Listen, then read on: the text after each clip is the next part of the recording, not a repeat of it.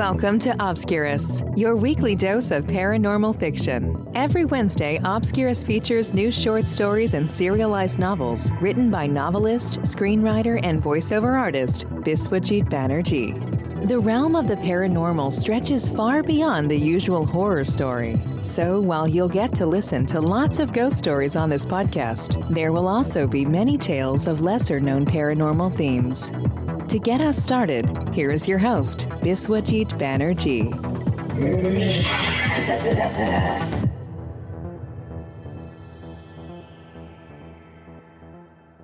Hello and welcome to Obscurus.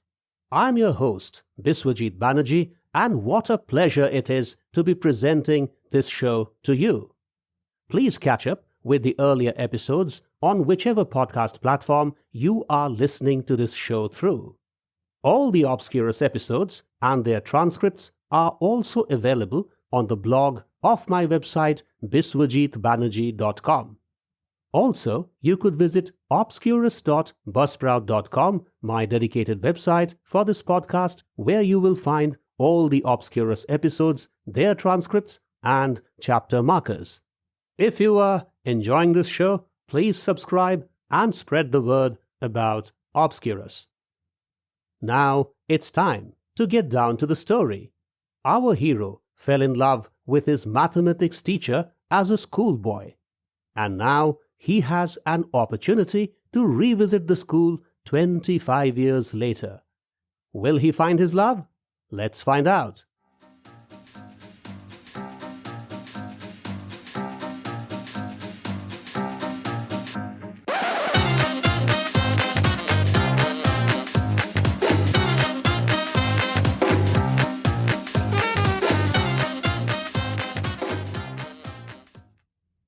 My First Love, written and performed by Biswajit Banerjee.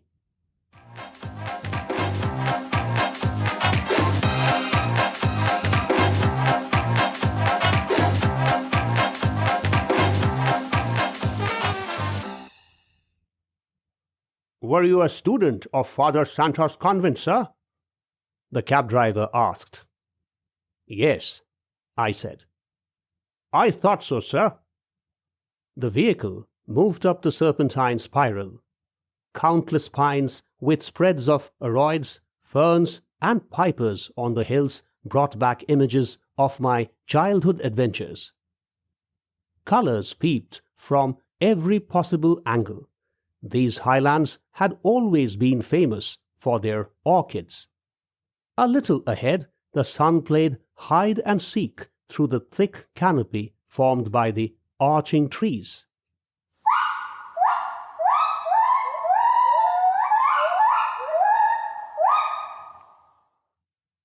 Occasionally, I spotted gibbons sitting high in the cover of leaves.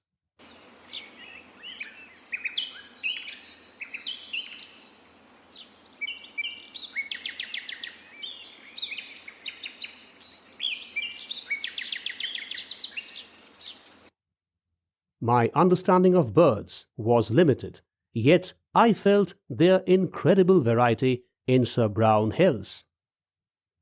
The crested finchbills and green-tailed sunbirds played games in their virgin habitats. Fresh waves of air swept around my face when I rolled the window pane down. Paradise. Paradise indeed. The charm of those hill forests was the same as 25 years ago when I travelled that road last after the warm send-off by the convent.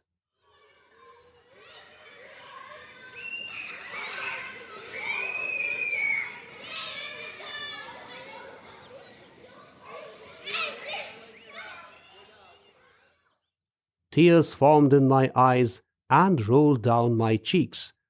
Not because my school life had come to an end, but because I wouldn't get to meet Miss Eleanor Smith again, or at least not as often as I did as a boarder in the school. Mathematics had been the weakest link in my studies. My performance at equations, algebra, polygons, trigonometry, and coordinate geometry was somehow poor before the arrival of Miss Smith. Few weeks after our beautiful teacher took over, my interest in the subject had grown manifold. The extra attention I received from her during free periods and sometimes after the regular school hours helped me understand what earlier appeared quite obscure. With my growing command in mathematics grew another feeling: love.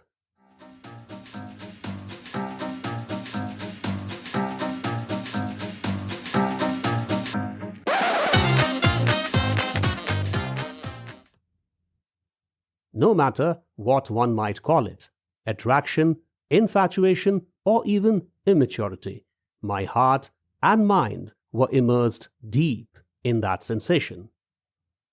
Often, as she taught me, either exclusively or as a part of the class, I always pondered my possible future with her. "What's the matter with you, Aniruddha?"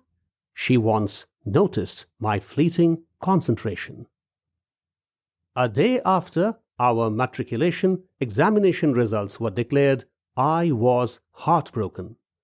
The fact that I was among the toppers in the state and that the government granted a special scholarship to me for the inspiring performance lost its luster when the news broke about her engagement to a local businessman. For days together, I cried silently, hidden from all eyes, or so I thought. I could remember there was a day when she asked me to follow her to her little cabin after finishing a class on complex numbers. "What is the cause for your distress, Aniruddha?" Miss Smith asked. "It's you, ma'am!" My heart thundered the reply for only my inner being to listen. "Tell me what's wrong." "Ma'am, I'm not keeping well." "Are you sure?" She looked in my eyes. I nodded. In another year's time, she got married to that businessman. The couple visited the school once soon after the wedding. Her husband was handsome, no doubt, but my heart wouldn't admit they made a sweet couple and offered a million reasons for me to hate him. Well, I hated him for sure, but never for once stopped loving Miss Smith, who, by marriage, had become Miss Bailey. Despite the pangs of heart, I did well in the senior secondary school board's examination. I cleared the entrance examination of one of the country's top group of engineering institutes. My success was mainly due to her exemplary teaching. When I shook her hand on the day of the send-off, my heart grieved. Although she was married, I could see her at school. The school's final day practically marked the end of even that bit of bliss left in my bond with her. The sadness stayed with me all through my journey down the same spiral with my parents. They were thrilled at the prospects of a promising future lying ahead of me. Sometimes I faked smiles, pretending to be happy, but deep down my heart I knew what I was going through. In any case, what could I complain about? Who would appreciate a teenager's love for his teacher? With time, the wounds healed somewhat. The rat race I became a part of did blunt my craze for Miss Smith. But her charm never quite died.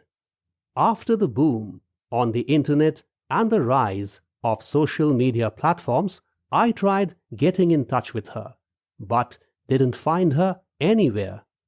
The school website also didn't list her as one of the teachers. Leaving a query on the website didn't help. I got no reply. I was asked to attend a conference in Shillong last month by the vice president of my company. The trip presented an excellent opportunity to visit the convent. The office agreed to an extra day's stay for me after the conference. After completing office assignments, I was now on my way to St. Santos.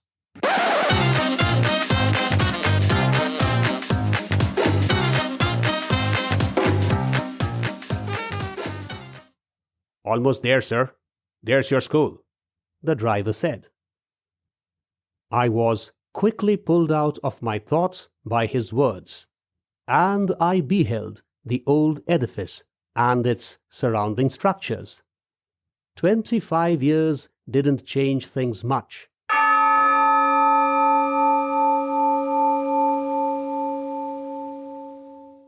The senior and junior school buildings, the church, the large bell at the top of a metallic framework, and the playground all looked the same. But my perspective had changed. The entire setup appeared smaller than what I had left behind. The security guards pointed at the visitor's register. I scribbled my name and the time of entry and then signed. "This way, sir," a guard said. "I am an alumnus of the school." I smiled and walked the pebbled path to the reception.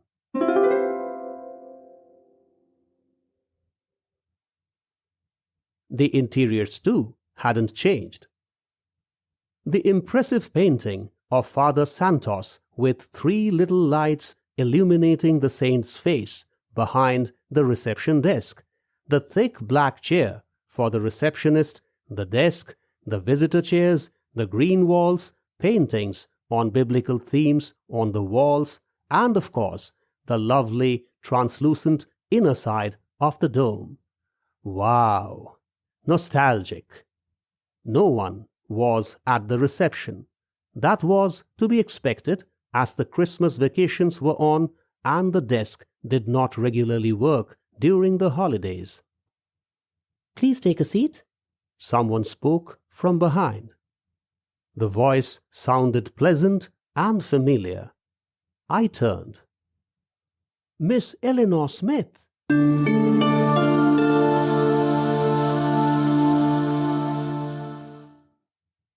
Well, Miss Eleanor Bailey for some, but I would never use that surname for her. 25 years had passed, but she didn't show any trace of age. When I left school, she must have been around 25, so she should have been 50 now. A lady of 50 could be elegant and attractive, but such luster in one's skin at that age was impossible. Miss Smith still looked 25. Didn't she age? Then it struck me that plastic surgery had now advanced to such a degree that making some middle-aged person look young was pretty standard procedure. Regardless of what sustained her youth, I simply relished seeing my teacher in her old avatar. "I will see you shortly," she said with the same smile which used to drive me crazy. Still trying to believe my eyes, I pulled a chair and sat. Why did Miss Smith not appear in the list of teachers on the school website? I didn't have a clue. Maybe the website manager made a mistake. Perhaps she only did administrative work now. How did it matter anyway? My aim of the visit stood fulfilled. I never thought it would be so easy. How she would react when I revealed my identity, I wondered. With the same smile adorning her lips, she returned soon and moved to the other side of the desk. "Please sit down, sir," Miss Smith said with a bit of a surprise when I stood up upon her reappearance at the reception. light from the chandelier above caused a near halo around her. Only an angel could have such shimmering features. So, how can I help you? Ma'am, you still haven't recognized me. Have we met before? Ma'am, I'm Aniruddha Chatterjee, an alumnus of the school. You were my mathematics teacher. You would obviously not remember. It has been more than 25 years now. The smile receded from her lips and then reappeared with greater allure. Sir, you are talking about Miss Eleanor Bailey. She was my mother. My name is Clara Bailey. Oh my goodness, what stark similarity. But did I hear her using the expression was while describing her mother? Was Miss Eleanor Smith? No, I didn't wish to give any weight to such thoughts. But where is... My mother passed away about a decade back, Mr. Chatterjee.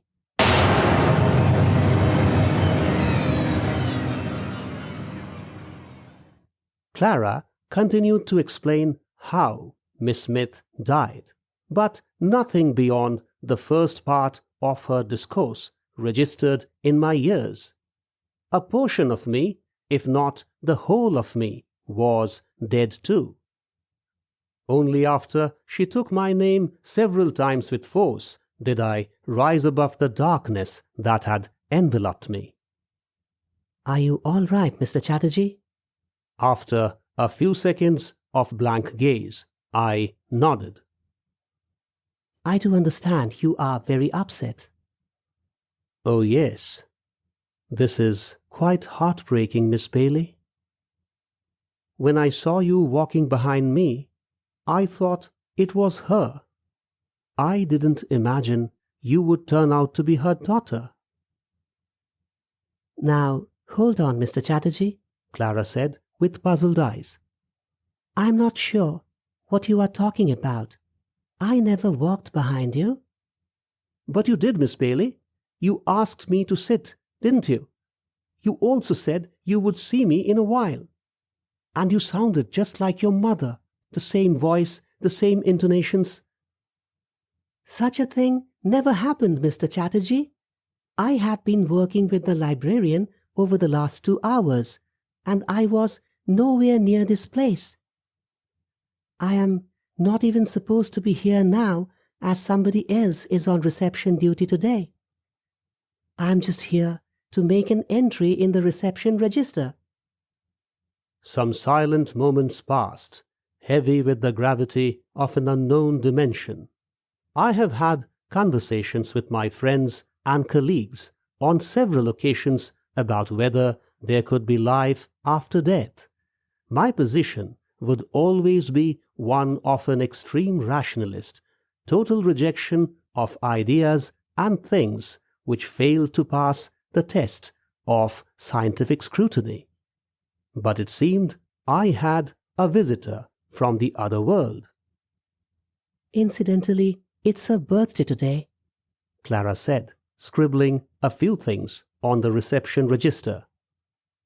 If you want, you can join me to pray for her in the cemetery. It is behind the church. What a cruel joke nature had played on me. The wonderful Miss Eleanor Smith was no more. No, that was certainly not the right thing to say. She just visited me from the other plane. The images of her walking behind me and speaking to me played over and over in my mind. No, it couldn't have been an illusion. I saw her right there in the reception area. The same smile, the same voice.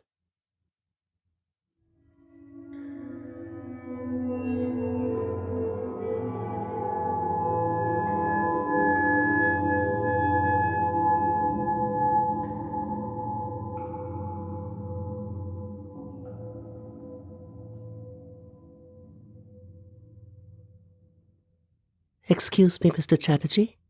Clara got up and went out of the reception area.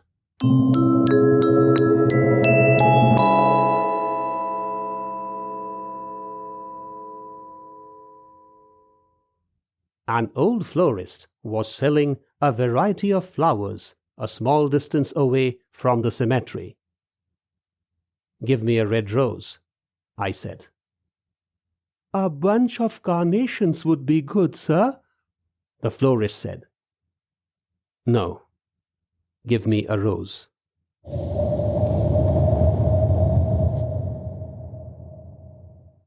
Gushes of fresh, fragrant air caressed my face when I entered the cemetery. Signs from my first love?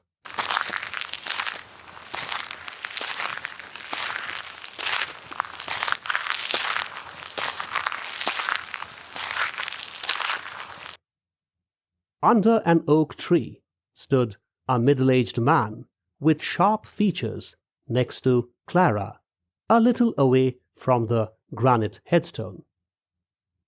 The grey hair and slightly sagging skin along the edges of his face could not rob Mr. Bailey of his pleasing appearance.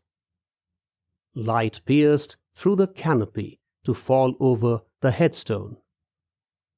Rest in peace, Miss Eleanor Bailey, an educationist and a loving mother and wife, 1963 to 2009. I placed the rose at the base of the headstone and read the inscription standing next to Clara. "There she is, Mr. Chatterjee," Clara said with her gaze at the grave. Flashes of some beautiful moments crossed my mind when I closed my eyes. Love was in the air. Agreed, it was one-sided, but I am sure she understood my feelings.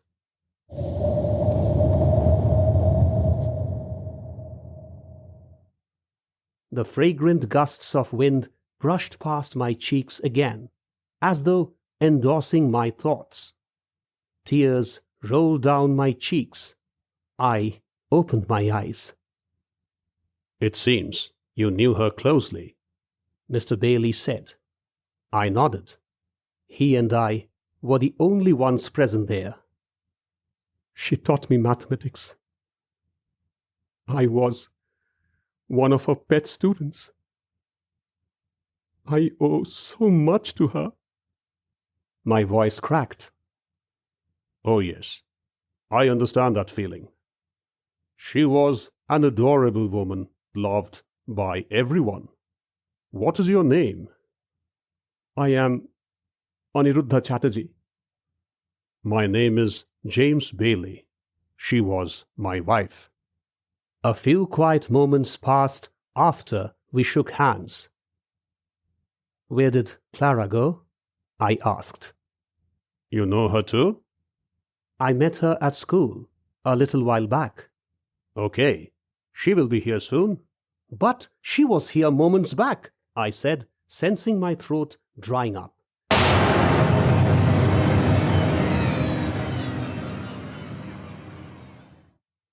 With a puzzled look, Mr. Bailey moved his head. "Not quite. She is yet to join us." "Sorry, Daddy, I am late." Clara's voice flowed in from behind us. The bunch of carnations in her hands danced to her swift pace. "You are already here, Mr. Chatterjee. Feels good to see you. Sorry, I got late explaining things to the librarian." "Come, darling," Mr. Bailey said.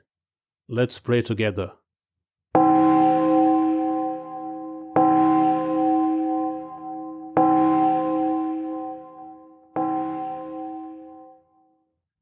My first love wasn't dead, and my feelings reached out to her in the ethereal dimension. The realization brought a smile to my lips.